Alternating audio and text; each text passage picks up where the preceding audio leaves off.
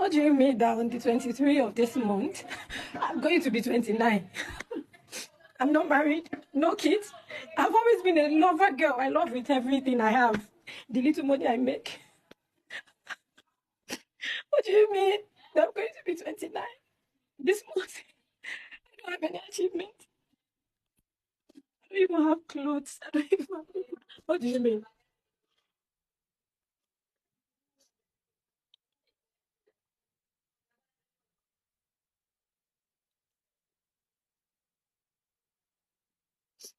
What do you mean? This is not this. I didn't plan my life this way. My life was going according to plan. I'm a good person. I don't going to. I'm the I'm the loyal, loving, caring one. Okay. I always settle and prefer. I always prefer serious relationship because I don't want to be playing around. I always, don't mind spending money because I thought it would make them stay. What do you mean? What do you mean I'm going to be 29? I'm looking old. I don't have clothes. I don't have a good phone. What do you mean? Why? Why am I going to be 29? It's not fair. Why?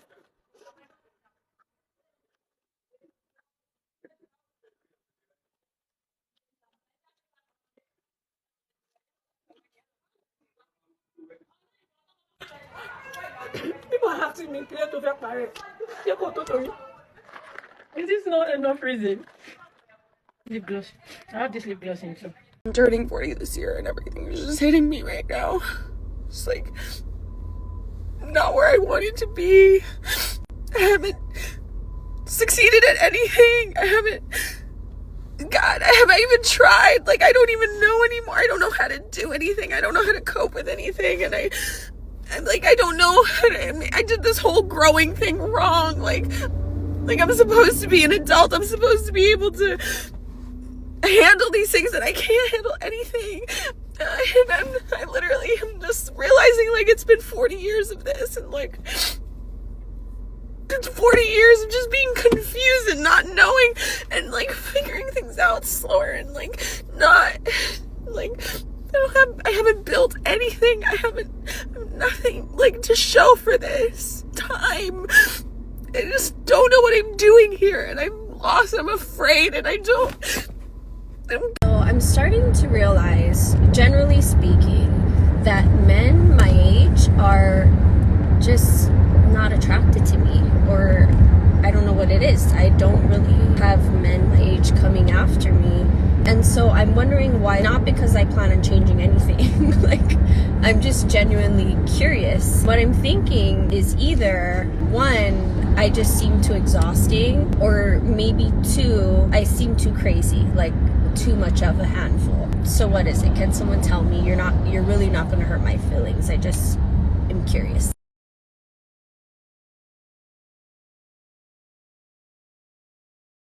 my grandma, she asked me today, she was like, you don't have any friends or a boyfriend, anybody to talk to? Like, where do you go when you're not home? And I was like, I buy myself food and I just sit on a park bench and I draw. That's what I do. Anytime I go outside, that's all I do if I don't go to school. Because I don't have anybody to talk to. I don't even know why I pay my phone bill because nobody calls or texts me. Only person I talk to is my therapist. That's it. Nobody else talks to me.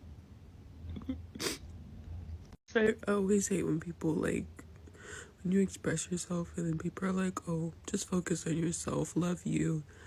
And it's like, people need people. And if you never have anybody and you never have, like, that's depressing and it makes you feel really bad. I always feel bad, when I go to school because people get to eat lunch with their boyfriends and with their friend groups, and I have to sit at lunch and just cry. And I've been doing that since I was in elementary school, and now I'm in college. Every single day, like, I used to have to eat lunch in the bathroom when I was in elementary school because I was getting bullied so bad. And when I was in high school, I had friends briefly, and they stopped talking to me one day.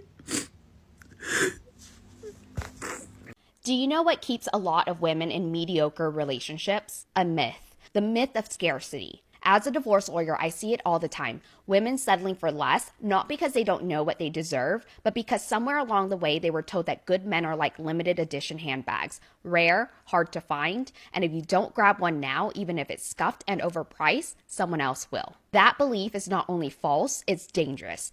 Because when you believe that there are no good men left, you start lowering your standards just to keep someone.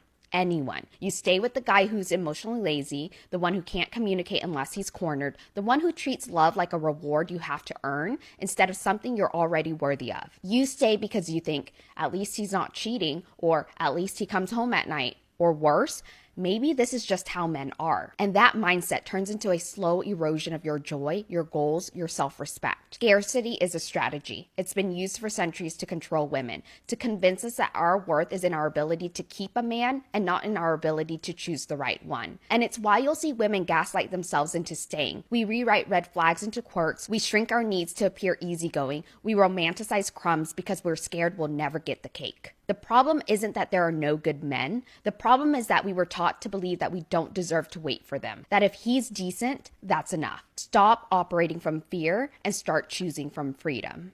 I'm a single mom to a 2-year-old, and let me tell you where I've gone wrong in every dating situation I've been in since becoming a mother. So I've been in 1.5 relationships since having my son. We're not gonna talk about the half. We're just gonna focus on the one. Number one mistake, no dating process.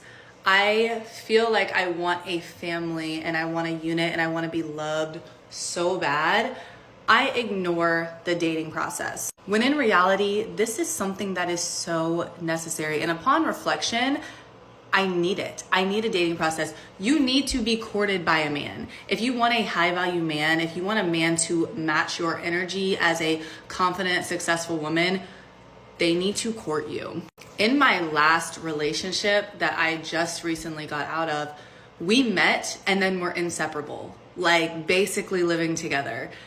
There was no dating process. There was no asking on a date. There was no grand gestures to show any type of courtship. And I feel like that's where the relationship went wrong, because to me, as a woman with a child, we're playing house at that point. So my emotions get 10 times more involved instead of truly slowing down and getting to know a person and getting to know what their intentions are, what their life is actually like, what their traumas are, what their triggers are, and really seeing if that person is going to be for me. I feel like no dating process just leads to failure. And a lot of the times, I think as single mothers especially, we can want to rush into situations because of everything we have going on.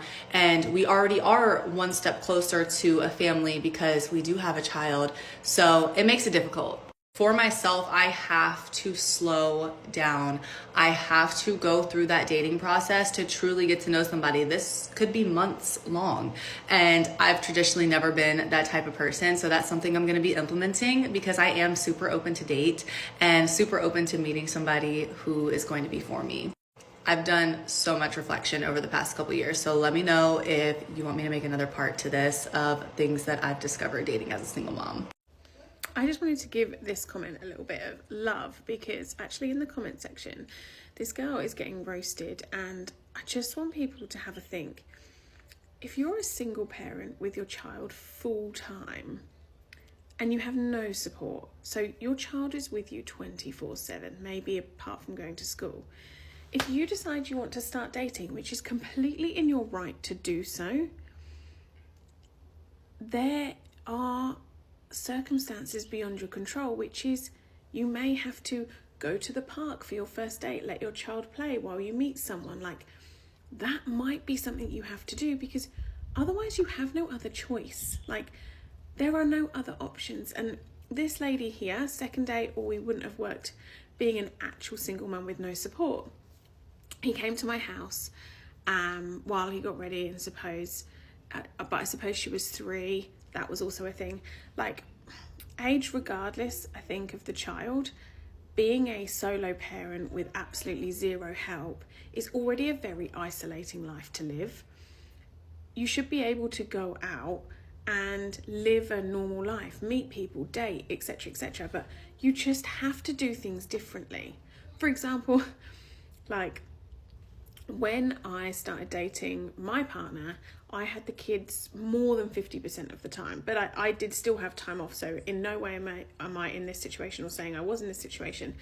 But when I wasn't ready to introduce him to the kids yet, but I had a few evenings where I was, you know, free and he was in the city, as in like, yeah, he was not working, I'd ask him to come over when the kids were asleep. So the kids would be in bed, I'd wait until they're asleep, I'd message him to come over, he'd come over, we'd hang out, and then he'd leave before the kids woke up.